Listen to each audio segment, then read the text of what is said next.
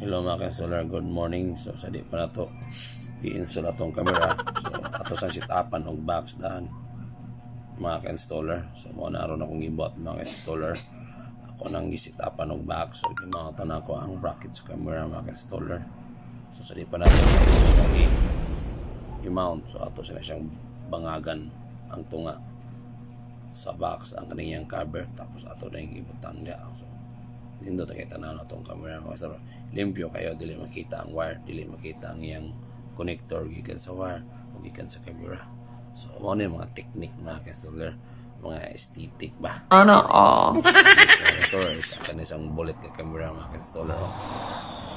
Aesthetic kun po na to mo po ang pamaagi.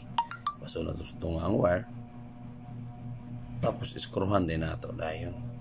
Iskruhan tog tulo ka book sharp, matangtang pa na siya.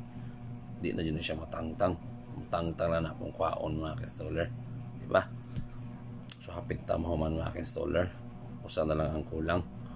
Kuman na mga ka-installer, usa na lang ang kulang, nilagman pag mga ka-installer. So ato na silang birahan ng ikaupat na camera mga ka-installer. Butangan na sa screw tulo ka buhok, matangtang pang gugma nung kaang kamera. So muna niyang final mga installer, nindot kita na, diba? Kasi nandun ko na i-box ang atong camera. Dagang salamat, keep safe and God bless always mga